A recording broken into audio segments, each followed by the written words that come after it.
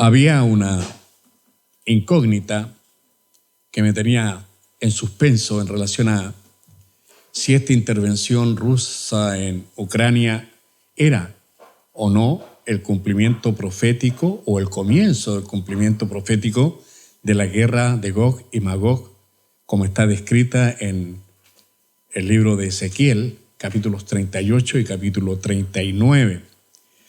La razón de esta incógnita o de esta duda que yo tenía es que hasta este momento parecía más bien una aventura bélica solamente rusa, sin las naciones asociadas que aparecen en la profecía, como Irán, Siria, parte de Turquía y algunos otros países de África. Toda este conglomerado, mucho pueblo contigo, dice la Biblia ahí en Ezequiel. Sin embargo, en el día de hoy hay nuevas noticias que en lo personal me sacudieron realmente ayer y hoy también. La primera noticia que me despertó las alarmas fue que 16.000 soldados sirios, que no son cualquier soldados sirios, no sé si ustedes recuerdan, años atrás, Rusia mandó a su ejército a participar en la guerra civil interna de Siria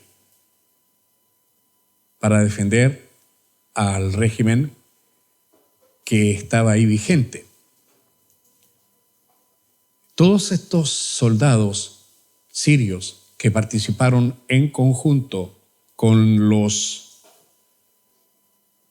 soldados rusos en esta guerra de pacificación que hubo en Siria y que tuvo miles de muertos. Es cuestión de recordar, por ejemplo, la destrucción de la ciudad de Alepo, una importante ciudad de Siria, que salió en todas las noticias en su tiempo y que si uno mira las imágenes, son muy parecidas a las imágenes que vemos hoy de la destrucción que está pasando en Ucrania. Esto de que participen soldados de otros países y que estaban ya incluidos en la lista que daba el profeta Ezequiel, si añadimos la invitación que hizo el señor Putin a cualquiera de los países musulmanes que quiera participar con soldados, que serían bienvenidos, sin paga, pero serían bienvenidos. Aunque nos hemos enterado por ahí que hay generosas pagas para los mercenarios que van a esta guerra. Eso me llamó mucho la atención, porque eso ya estaba involucrando a otros países. Hasta este momento parecía que era solamente una aventura de Rusia. Ahora, la otra noticia, que fue de madrugada, fue que al menos 6 misiles fueron lanzados hacia el consulado de Estados Unidos, aunque Irán desmiente un poco eso y dice que fueron lanzados contra objetivos militares. Curiosamente, algunos cayeron muy cerquita ahí del consulado americano de Estados Unidos en la ciudad de Erbil, en el norte de Irak. Y varios de ellos, dicen las noticias, impactaron en el edificio sin causar bajas. Un funcionario estadounidense dijo que estos misiles fueron lanzados desde Irán. Yo anduve buscando y Irán confirma esto. Ahora, si añadimos, estamos involucrando a Irán, estamos involucrando a parte de Siria. Hermano, esto ha ido escalando y en algún momento dado puede ir más allá de lo que nosotros estamos viendo ahora. Todos tenemos la impresión de que, como esto se ha alargado, a lo mejor se puede llegar a un arreglo. Es posible, hermano. Yo no estoy diciendo todavía que esto es la guerra de Gog y Magog. Estoy diciendo que en la Biblia aparece justo en este lugar geográfico una acción bélica que al final tendrá otro tipo de consecuencias que van a involucrar aún a Israel. Y ahí vendrá el fin de las fuerzas de Gog y Magog, cosa que para los planes del anticristo sería bastante conveniente. Y hermanos, yo creo que estamos viviendo en lo personal, en el fuero interno, en mi espíritu, que no, a lo mejor no tiene mucho valor porque es una cuestión más bien emocional, podría decir alguno, pero es mi sensación de que por fin el reino de los cielos se está acercando. Para algunos es algo escalofriante y realmente es penoso, toda guerra es penosa. Pero hermano, es tiempo de alzar la cabeza, porque el tiempo de nuestra redención está cerca. Es bueno, hermano, estar atentos a estas señales. ¿Por qué digo esto? Porque no es solamente Ezequiel, el profeta, que habla acerca de guerras y de conflictos que habrían en el futuro. Recordemos, hermanos, que el libro de Ezequiel como profeta es tremendo. Hermano, Isaías como profeta es tremendo. Jeremías, Daniel, ¿para qué decir? Daniel es el Apocalipsis del Antiguo Testamento, lleno de profecías que se cumplen y se han cumplido, y nosotros hemos sido testigos de algunos de esos cumplimientos. En lo personal, lo hemos visto. Por ejemplo, Jerusalén será hollada por los gentiles hasta que los tiempos de los gentiles se cumplan. 1967. Guerra de los 6 días en Israel. Israel retoma el control de Jerusalén después de miles de años, o de 1000 y tantos años para ser más exacto. Hermanos queridos, el más grande de todos los profetas muchas veces no es escuchado, porque más bien hacemos de él el Salvador, el Dios encarnado, el sumo sacerdote nuestro, el que nos representa ante Dios, el Rey, Yeshua, Ahmelech, Jesucristo el Rey. Y se nos olvida que Yeshua también fue el más grande de los profetas, más grande que Moisés. El más grande de todos es Jesús. Y Jesús pocas veces lo vemos como profeta, pero en esta ocasión yo quiero llamar la atención a Jesucristo como un profeta, porque Él profetizó.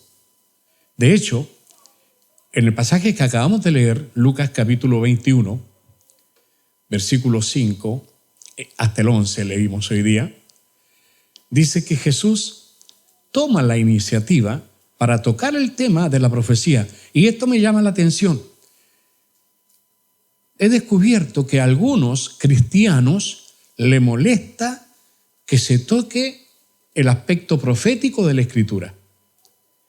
Algunos están demasiado amarraditos su paquete en la doctrina, en la cosa más bien segura, y se niegan a entrar en lo especulativo. Hermano, es complicado entrar en lo especulativo. Es complicado porque no tenemos certezas. Pero es interesante para mí que Jesucristo, el Maestro, el profeta de los profetas, el Señor de los señores, el Rey de los reyes, Él voluntariamente introduce el tema para la enseñanza de sus discípulos. Y si Jesús, en su tiempo, cuando los discípulos estaban admirando la creación del mundo y las cosas que los hombres habían hecho, Él los rebaja o los saca de ese ensimismamiento y los hace poner la mira en el futuro. ¿Por qué lo haría? Hermano, porque al Señor le interesa. ¿Usted por qué cree que está la profecía en la Biblia? ¿Para los que no creen en ella? ¿Por qué cree usted que está la profecía en la Biblia? ¿Para darnos miedo? No, Señor. La profecía en la Biblia está para que entendamos las señales de los tiempos. Y Jesús quiere que su iglesia, y Él quisiera que el mundo entero en realidad estuviera atento a esas profecías. Por eso Él toma la iniciativa. Lucas 21:5 dice, y a unos que hablaban del templo y estaban diciendo que el templo estaba adornado de hermosas piedras y ofrendas votivas, Él dijo, ¿quién dijo? ¿Quién habló? ¿Quién tomó la iniciativa? Jesús. Él dijo, en cuanto a estas cosas que veis, hermano, yo lo puedo traer al día de hoy. Mira el mundo cómo está. Yo puedo decirte, usando las mismas palabras de Jesús, en cuanto a las cosas que veis, míralo todo. En cuanto a todo lo que tú ves, días vendrán en que no quedará piedra sobre piedra. Te lo digo en palabra del Señor. No estoy hablando solamente del templo, estoy hablando de la estructura de la humanidad. Estoy hablando del futuro del hombre. Estoy hablando al final del tiempo, hermano, y de todos los tiempos. Habrá un cielo nuevo y una tierra nueva. Y todo lo que usted ve será deshecho. Nosotros de pronto estamos tan pegados a nuestras costumbres, a nuestro vivir, a lo cotidiano, que nos duele o nos complica mirar el futuro. Jesús no tuvo ningún miedo. Le dijo a los que admiraban, mira qué lindo esto. Le dice, no va a quedar piedra sobre piedra. Nada. Días vendrán que no quedará piedra sobre piedra que no sea destruida. Y ahí Jesús empezó a hablar de señales, porque le preguntaron sobre qué señales iban a haber. Vamos a examinar estas señales. Jesús hizo predicciones acerca del futuro durante todo su tiempo que estuvo sobre la tierra. No crean que solamente estaba hablando del futuro más lejano. Él hizo profecía hasta de su propio tiempo y que se cumplieron mientras él estaba. Él mismo, por ejemplo, ¿recuerdan? Él predijo, uno de ustedes me va a traicionar. Predicción, profecía. Uno de ustedes me va a traicionar. ¿Sucedió? Sí, Señor. Porque cuando Jesús profetiza, se cumple, Señor. Cuando Dios profetiza, se cumple. Y uno de ellos, llamado Judas, lo traicionó.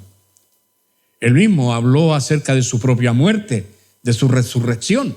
¿Recuerdan Marcos 8:31? Él dijo que iba a morir y que volvería a la vida después de 3 días. ¿Se cumplió? Se cumplió.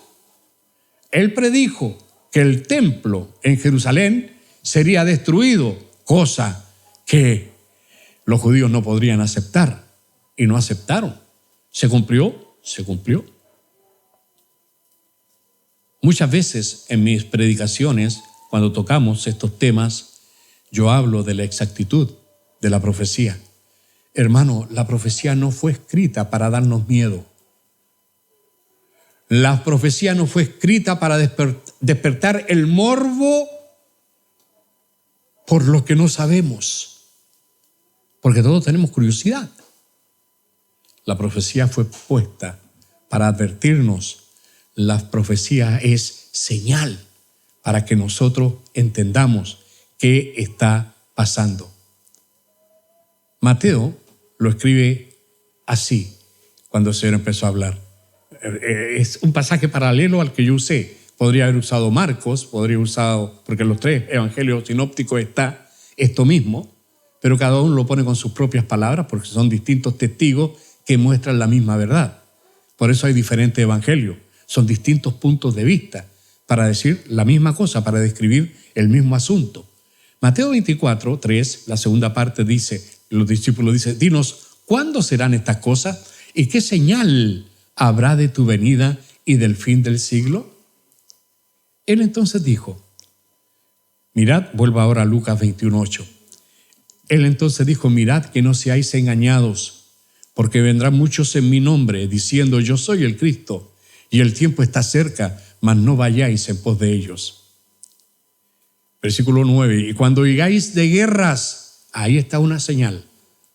Esta señal es importante para Jesús. Cuando oigáis de guerras y de sediciones, no os alarméis, porque es necesario que estas cosas acontezcan. Y acontezcan primero, pero el fin no será inmediatamente. ¿Me escuchó? Cuando oigamos de estas cosas, estemos atentos, son señales, pero el fin no será inmediatamente. Hay un lapso.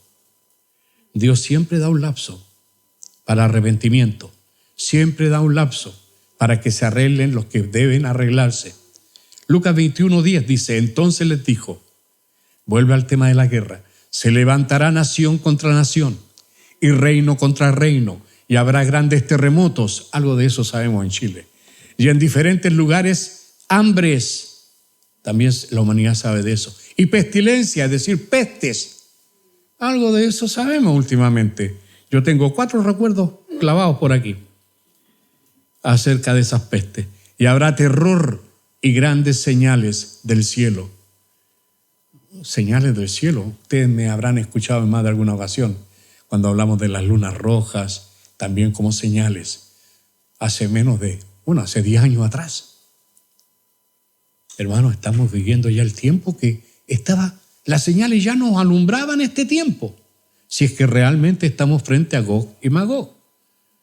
Eclipses, sol, luna, ¿recuerdan ese tema? Quizá algo de eso recuerde hoy día. Jesús está ahora respondiendo a estas 3 preguntas, por eso cité a Mateo 24. Está respondiendo a la pregunta, ¿cuándo serán estas cosas? ¿Y qué señal habrá de tu venida y del fin del siglo? Esas 3 preguntas está respondiendo. Y vamos a ir por partes. Primera, ¿cuándo serán estas cosas? Está refiriéndose a lo más o menos inmediato, a lo que estaba muy cercano al cumplimiento después que él diera la profecía. Y él dice, en cuanto a estas cosas que veis, recuerda lo que veían, que estaban viendo el templo, que estaban viendo Jerusalén. Entonces él les dice, la primera cosa, la primera respuesta de Jesús, hermanos, debemos tener cuidado. Tenemos que entender que cuando Jesús responde, está respondiendo 3 preguntas. Tenemos la tendencia, al no leer bien la palabra, al no trazarla bien, al no estudiarla bien, al leerla superficialmente, a meter todo en el mismo saco y creemos que Jesús está respondiendo una pregunta. No, son 3 preguntas. Y están derivándonos a 3 etapas en el futuro. La primera, lo inmediato. Luego, lo que viene después. Y después, lo que está en el futuro, mucho más adelante. La primera, ¿cuándo serán estas cosas? En cuanto, dice el versículo 6, vuelvo de nuevo a Lucas capítulo 21, en cuanto a estas cosas que veis, días vendrán en que no quedará piedra sobre piedra que no sea destruida. ¿Se cumplió? Sí. Años 70, Tito Flavio, sí es el nombre, Tito Flavio, el hijo de Tito Vespasiano. Tito Vespasiano llega a ser emperador de Roma y bajo su orden, su hijo termina lo que él había empezado, la toma de Jerusalén y la destrucción del templo. En el año 70 eso se completa. Absolutamente. Él dijo, el Señor, que no quedaría piedra sobre piedra que no sea destruida. Cuando he tocado estos temas en mensajes anteriores, hace años atrás, les recordaba que esto de que no iba a quedar piedra sobre piedra parecía muy poco probable, porque las piedras del templo, las rocas realmente eran enormes, pesaban toneladas. Sin embargo, corrió el rumor entre las tropas de Tito Flavio Vespasiano, corrió la idea de que entre medio de las piedras los judíos habían puesto oro para dedicarlo a su Dios. Entonces imagínese usted el afán de los soldados romanos en sacar piedra por piedra, buscando la supuesta riqueza que había ahí. Casualidad. Hermano, quedó tan poco que hoy día lo único que hay por ahí es el muro, llamado el muro de los lamentos. Realmente es un muro de oración, no tanto de lamento, porque también ahí se da gracia a Dios, porque los judíos lo primero que hicieron cuando en el año 67 ellos pudieron acceder al muro, lo único que quedaba del templo, de la parte de afuera, cuando pudieron acceder a ese lugar, lo primero que hicieron fue orar en gratitud, porque al fin habían estado otra vez en el templo, otra vez en Jerusalén. El Señor Jesús sigue diciendo en Lucas 21, ahora versículo 20, pero cuando viereis a Jerusalén rodeada de ejércitos, cosa que pasó, sabed entonces que su destrucción ha llegado. Entonces, dice el versículo 21, eso no lo leímos, pero usted lo puede leer ahí en Lucas 21. Entonces los que estén en Judea huyan a los montes, y los que en medio de ella váyanse, y los que están en los campos no entren en ella. ¿Sabe? Lamentablemente, al parecer, Solamente los cristianos creyeron esta profecía de Jesús. Porque cuando vieron a Jerusalén rodeada de ejércitos, aún el apóstol Juan y otros discípulos que estaban en Jerusalén salieron. Porque, hermanos, si no, Juan no escribe el Apocalipsis, si sigue ahí, porque habría perecido en la destrucción de Jerusalén. Pero la mayoría, por no decir todos los cristianos, obedecieron y salieron. Por eso la iglesia pudo continuar. Lamentablemente, los que no creyeron, más aún los que se burlaban de la profecía de Jesús, porque ya en ese tiempo se burlaban,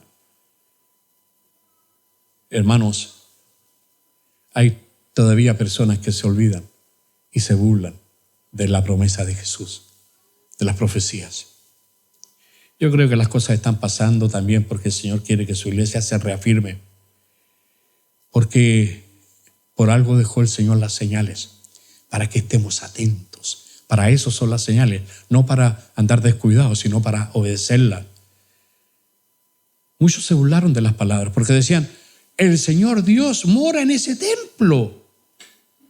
¿Cómo creen ustedes que estos paganos, estos gentiles, estos goims, estos perros, pues así trataban a los gentiles, estos paganos, estos filisteos incircuncisos, cómo van a venir a destruir esta obra que es de Dios? Eso no lo harán jamás.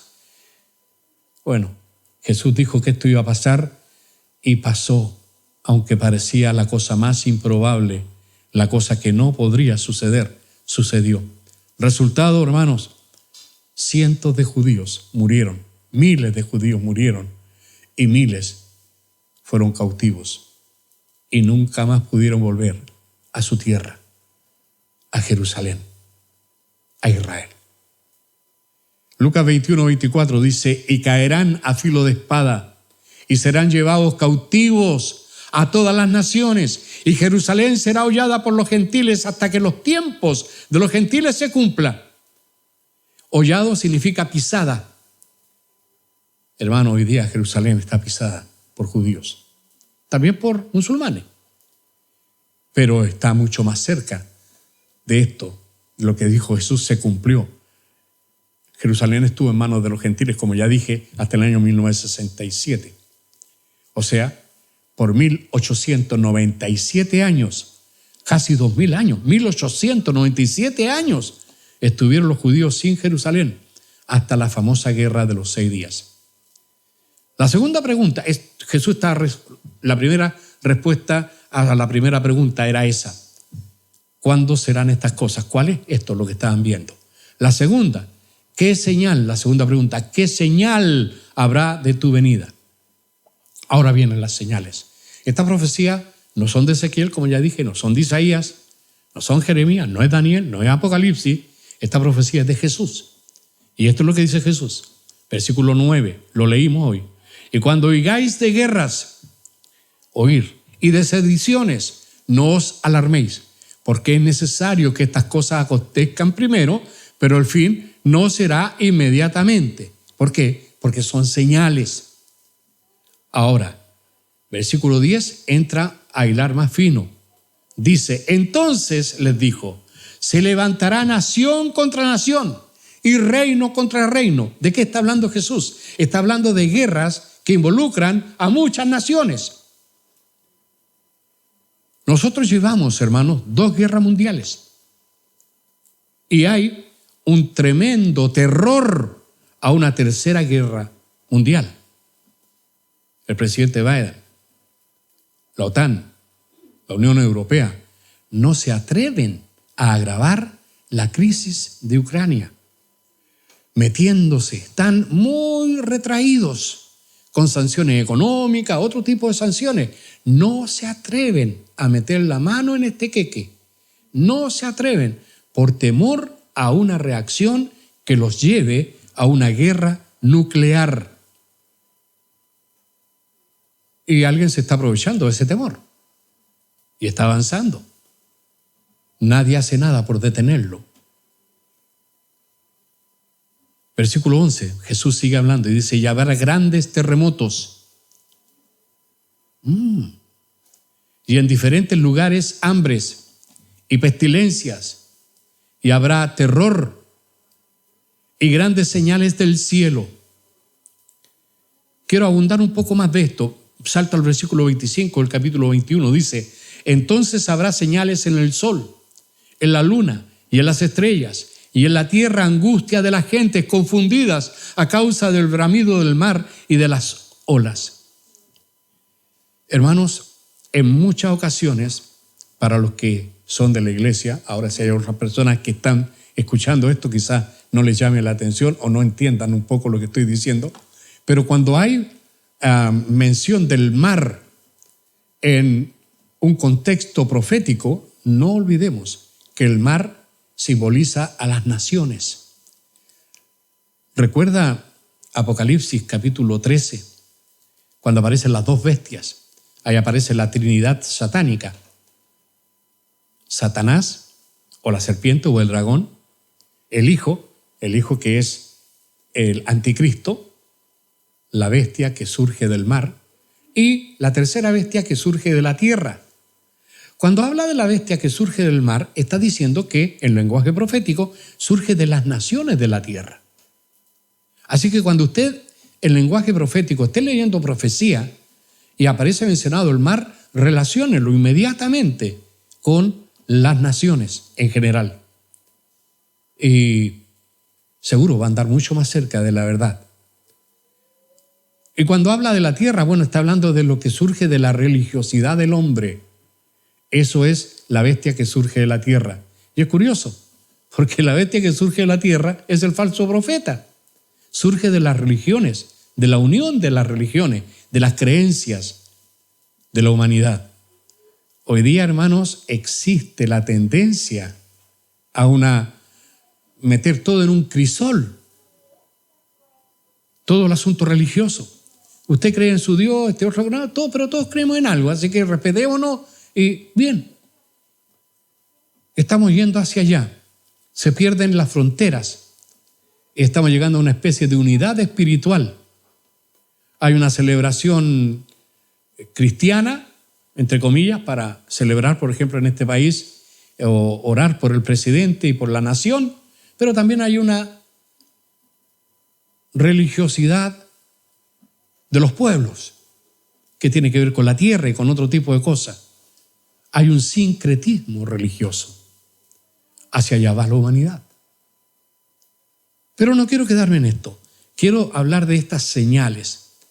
Habrá señal en el sol, en la tierra, en la luna, en la estrella y en la tierra angustia de la gente confundida a causa del bramido del mar y de las olas. ¿El bramido del qué? De las naciones, la angustia de las naciones, los conflictos de las naciones. Dice Hechos 2:20, recordando algunos otros mensajes que yo he compartido. Dice: el sol se convertirá en tinieblas. Está hablando de eclipses. Y la luna en sangre. Está hablando de eclipses. Antes que venga el día del Señor grande y manifiesto. Estos son señales. Con razón, en la antigüedad mucha gente le tenía, y todavía le tiene temor, a los eclipses, ya sea de sol o de luna, porque siempre, hermano, están asociados a desgracia o a grandes acontecimientos que pasan en la tierra. Según el Talmud, que he citado en más de alguna ocasión, yo no soy judaizante, yo soy cristiano, pero las raíces del cristianismo están en el judaísmo. Y de vez en cuando es bueno mirar algo de lo que está allá para entender lo que tenemos, nuestras raíces, de dónde vienen y por qué están. El Talmud, que es un libro de la tradición oral y la interpretación judía de las Escrituras, dice: cuando la luna está en eclipse, eso es un mal augurio para Israel. Usted me ha escuchado decir esto varias veces. Y si su cara es roja como la sangre, estoy citando el Talmud, es una señal de que la espada viene al mundo. ¿Qué es eso? La guerra. Cuando hay lunas rojas, eclipses con lunas rojas. ¿Hemos tenido eso? Oh, hace 10 años, recuerdo año 2014, 2015, estuvo de moda. No sé cuántos, tengo unos 4 o 5 mensajes relacionados con ese tema. Y hermano, decíamos que no estábamos, si esto es así, las señales eran para un tiempo inmediato, que iba a venir luego. No han pasado ni 10 años. Y ahí estamos. Aquí estamos. No hemos llegado, hermano. El 2015, el 2025, recién serían 10 años. Estamos en 2022 comenzando. Hace 7 años atrás, justo 7 años atrás, predicamos sobre las lunas rojas y los eclipses. Y advertíamos que indicaban la cercanía del cumplimiento de estas promesas del Señor que hablaban de juicio. Bueno, aparentemente, hermano, esto se está cumpliendo ante nuestros ojos. El Señor ha respondido hasta ahora a 2 preguntas. Primera, ¿cuándo serán estas cosas? Y tenía relación con Israel inmediato, todo lo que vino hasta el año 70 después de Cristo y cómo los judíos fueron sacados hasta el año 1948 de Israel. Y ahora, la segunda pregunta era de las señales. ¿Qué señales habrá de tu venida? Bueno, esas son las señales. Y la última pregunta era, ¿y del fin del siglo? Es decir, del final de todas las cosas. Ahora, el Señor vuelve a su relato, Lucas 21:31, respondiendo esto. Así también vosotros, dice, cuando veáis que sucedan estas cosas, estamos viendo que suceden cosas. Sabed que está cerca el reino de Dios. Hermanos, por favor, entendamos esto. Estamos viviendo tiempos en que se acerca el cumplimiento de la profecía, sin lugar a dudas. Realmente estamos viendo el cumplimiento de la profecía. Versículo 32. De cierto os digo que no pasará esta generación. ¿Cuál? La generación en que está sucediendo todo esto. No pasará esta generación hasta que todo esto acontezca. 33. El cielo y la tierra pasarán, pero mis palabras no pasarán. ¿Qué está diciendo Jesús con esto? Está sellando su profecía. Está diciendo, hagan lo que quieran con ello. Puede pasar el cielo y la tierra, pero esto que yo digo ahora se va a cumplir. El cielo y la tierra pueden pasar, pero mi palabra no va a pasar. Va a cumplirse. Esto no es algo que usted puede olvidar. Esto se cumplirá. Y hermano, se está cumpliendo. Sin afán de especular, hermano, una generación bíblica dura más o menos 70 años. No quiero especular. No estoy diciendo el Señor Jesús viene dentro de 2 años. No. No puedo decir eso porque el día y la hora no lo sabe nadie.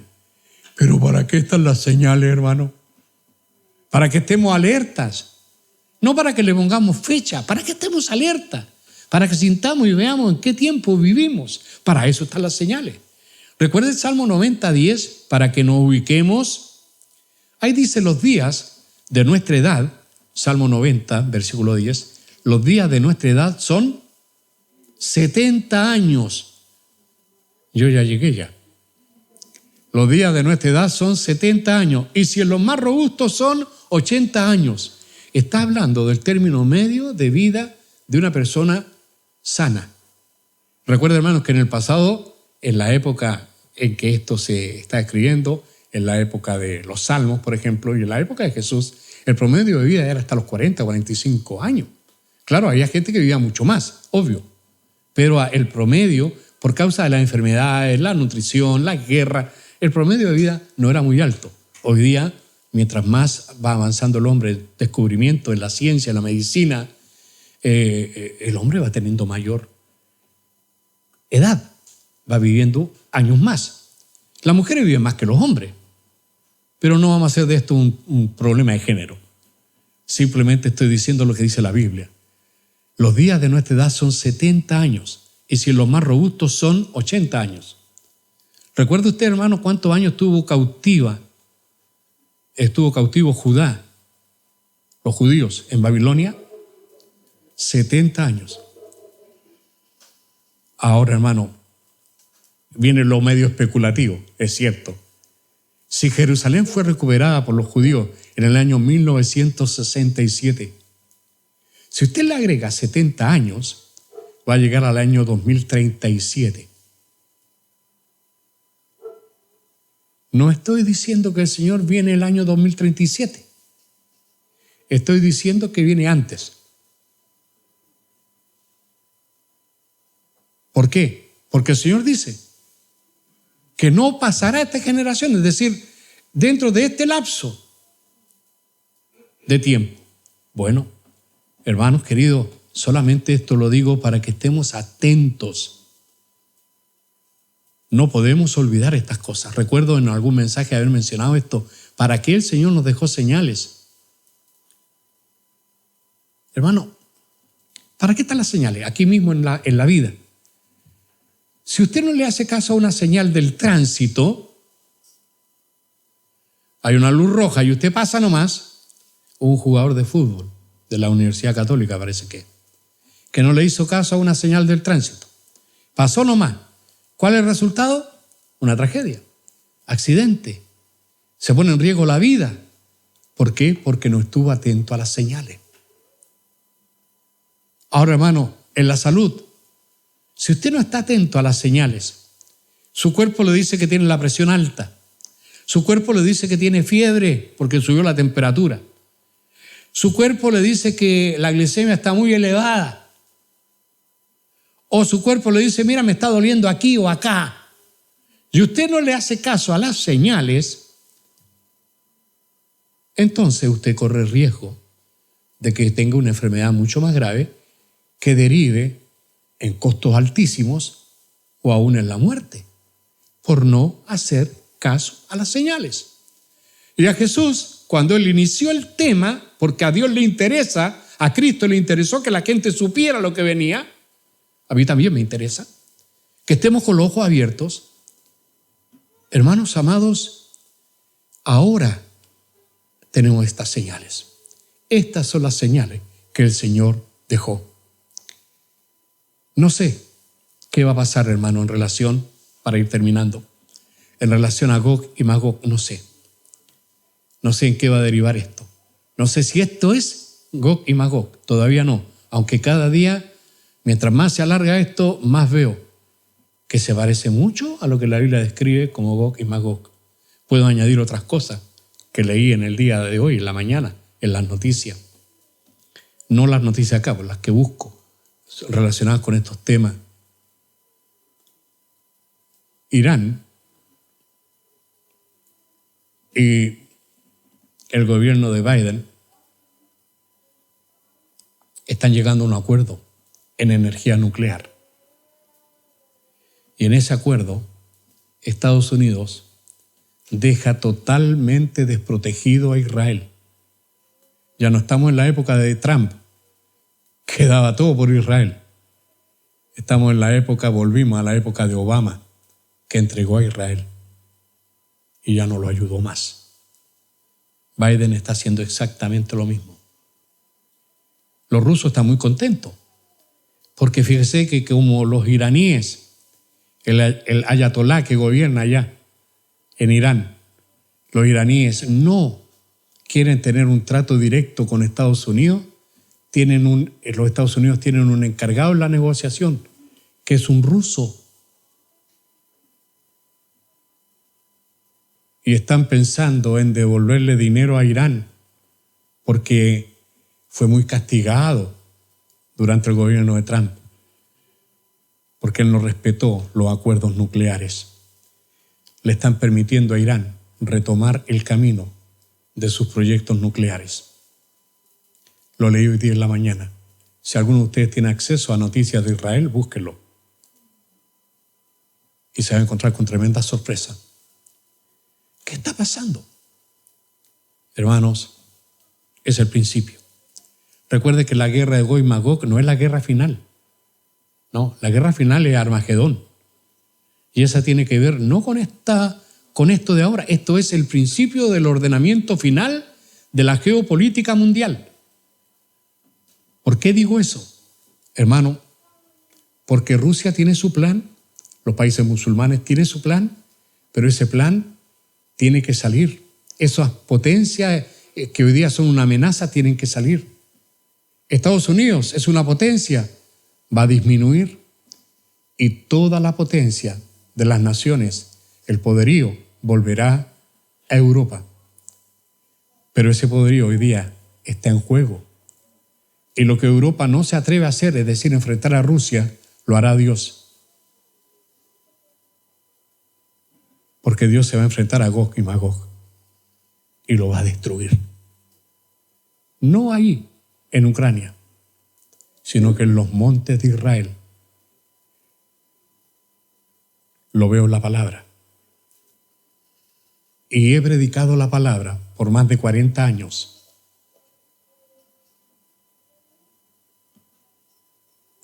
Y creo, hermano, firmemente, así como dijimos que la Unión Soviética iba a desaparecer, así como dijimos que el sistema comunista iba a desaparecer, iba a ser cambiado por otro tipo de economía y íbamos a estar, todas las naciones iban a ser de economía liberal o libre mercado, si usted quiere.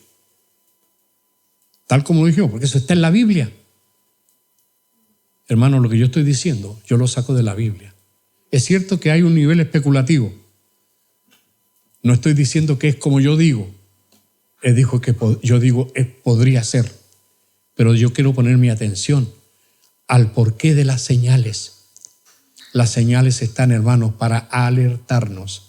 ¿Alertarnos de qué? De lo que viene. ¿Y qué es lo que viene? Juicio. Juicio. Usted me ha escuchado hablar sobre los días de Noé.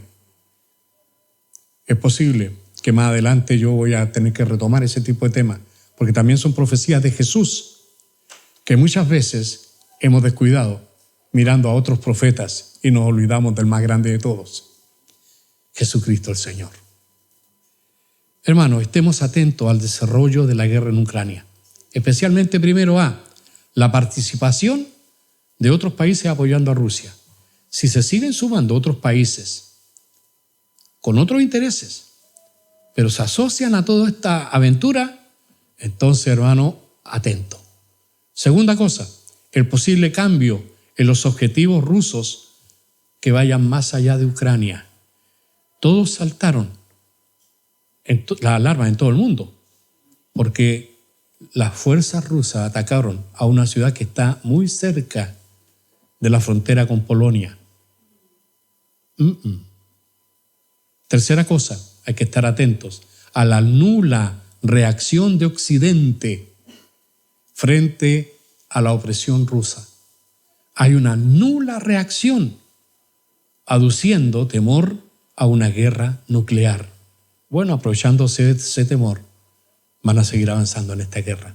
Ahora, en relación a lo que nos importa, a la iglesia y a las personas. Lucas 21-28, ¿qué dice? Volviendo a la palabra. Cuando estas cosas comiencen a suceder, esta debe ser la reacción de los discípulos. Cuando comiencen a suceder estas cosas, dice, erguíos, no dice apocaos, no dice asustaos, no dice escondan la cabeza, no dice eso. Dice, erguíos y levantad vuestra cabeza, porque vuestra redención está cerca. Recuerda, hermanos, Cristo vino a redimirnos y ya por fe hemos sido redimidos. Somos hijos de Dios. Pero falta la final redención. ¿Cuál es la final redención? Que el Señor nos cambie este cuerpo de muerte y lo transforme en un cuerpo que nunca más peque. Porque este cuerpo, tienen que saberlo, el mío peca. Y el suyo también. Pero la redención final, en aquel día, cuando Él venga, que espero sea muy pronto, esto que hoy día no puede dejar de pecar, ya no tendrá más interés en el pecado, porque seremos transformados en un momento, en un abrir y cerrar de ojos, a la final trompeta, y los muertos van a ser resucitados primero y luego nosotros, los que vivimos, los que hayamos quedado, seremos transformados. La redención final, y tendremos un cuerpo, hermano, que no amará más el pecado. Ya no estará en nosotros la ley escrita en nuestros miembros, la ley del pecado. Nunca más. Salvos en espíritu, salvos en el alma, salvos en el cuerpo. La redención final. Cuando estas cosas comiencen a suceder, erguíos, levantad la cabeza, atento, por si viene. Hermanos amados, la redención está cerca. Lo creo. Así que, hermano, tarea para la casa. Es tiempo de, primero, erguirse y alzar las cabezas. Es decir, es tiempo de consagrarte, hermano, Deja de estar pololeando con el mundo. Deja de estar ahí, que esto me gusta, es que aquí, que acá. No, hermano, déjate de cosas. Entrégalo todo. Nada de lo que tienes aquí te lo llevas, porque todas las cosas serán nuevas.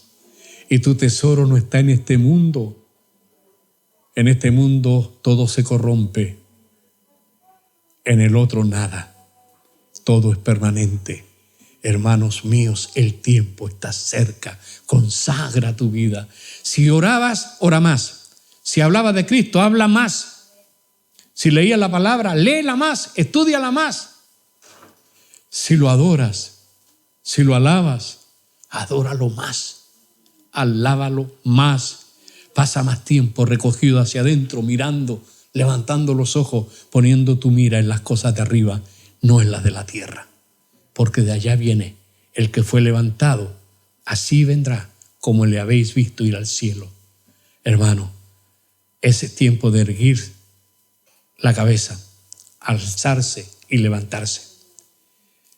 Es tiempo también de predicar el evangelio, hermanos.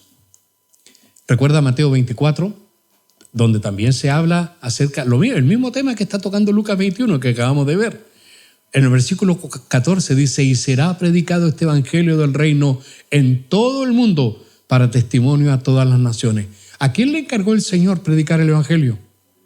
A la iglesia. Nos dijo, id por todo el mundo y predicad el evangelio a toda criatura. ¿Sí o no? Muy bien. ¿Cuántos lo están haciendo? No me responda. Pero si usted quiere predicar el evangelio, estos mismos mensajes, usted puede mandarlo a sus conocidos.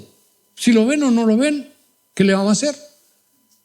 No andamos buscando ranking, andamos buscando salvar las almas. Y nosotros no somos las que las salvamos. Somos testigos para que vean al que salva, y el que salva es Cristo. Y Él viene pronto. Hoy día hemos citado a Cristo, hemos citado su profecía. Así que, hermano, es tiempo de predicar el evangelio con más compromiso. A tu manera. No busques más cosas. Dios ya te dio lo suficiente. ¿Qué es lo suficiente para predicar el evangelio? El Espíritu Santo. Pero recibiréis poder cuando haya venido sobre vosotros el Espíritu Santo y me seréis testigos. En Jerusalén, en toda Judea, en Samaria y hasta lo último en la tierra. ¿Qué es lo que necesita? El Espíritu Santo. ¿Y usted tiene el Espíritu Santo? Sí, Señor. Porque si alguno no tiene el Espíritu de Cristo, no es de Él. Pero ustedes son de Él, somos de Él. Porque hemos nacido del Espíritu, hemos nacido de nuevo. ¿Cuándo? Recuerda Juan 1:12. Mas a todos los que lo recibieron, a los que creen en su nombre, les dio potestad de ser hechos hijos de Dios. Y para ser hijo de Dios hay que nacer de nuevo. Juan capítulo 3. Pero hermano, es tiempo de creer el evangelio. Y esto ya no es para los cristianos, es para usted, que a lo mejor por curiosidad está mirando o escuchando esta palabra. Para los inconversos, para aquellos que todavía no tienen una relación personal. Dicen creer en Dios, pueden tener temor de Dios o estar asustados. Pero Dios no quiere gente asustada, Dios quiere gente confiando en Él. Y para confiar en Él hay que creer absolutamente en Él. Es tiempo, hermano y amigo, de creer el evangelio. Por lo cual dice, como dice el Espíritu Santo, si oyereis hoy su voz, no endurezcáis vuestros corazones como en la provocación, en el día de la tentación. Hebreos capítulo 3, versículos 7 y 8 estoy citando. No endurezcáis. Si usted está escuchando esto, puede que una vocecita usted mismo esté diciendo, estas son patrañas, estas son leceras, no creo mucho esto, mire, pastor, esto yo lo mastico, pero no lo trago. Hermano, usted no luche conmigo. Usted vea.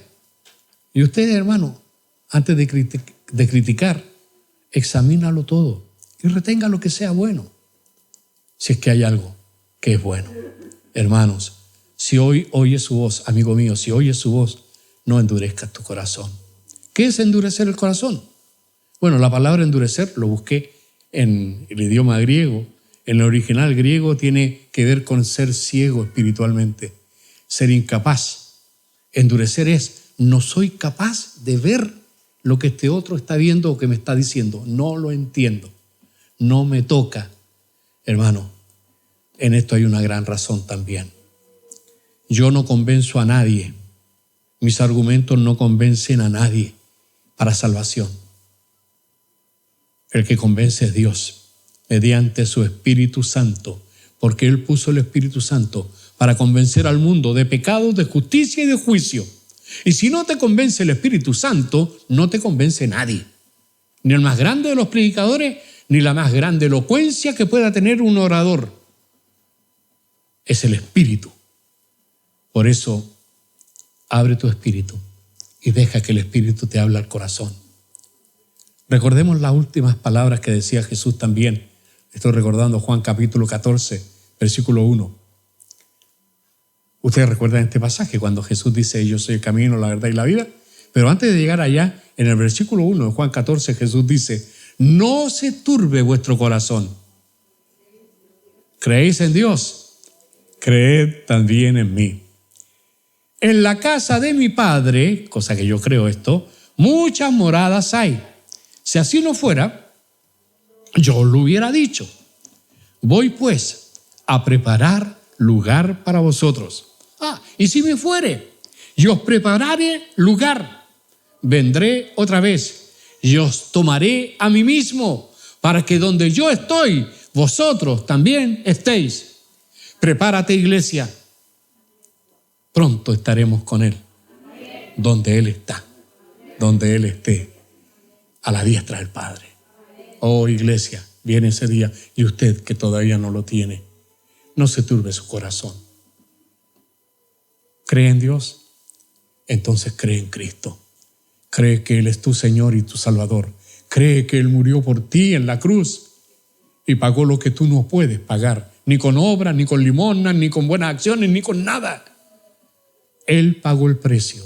Tú acepta, cree que Él te salva y serás salvo.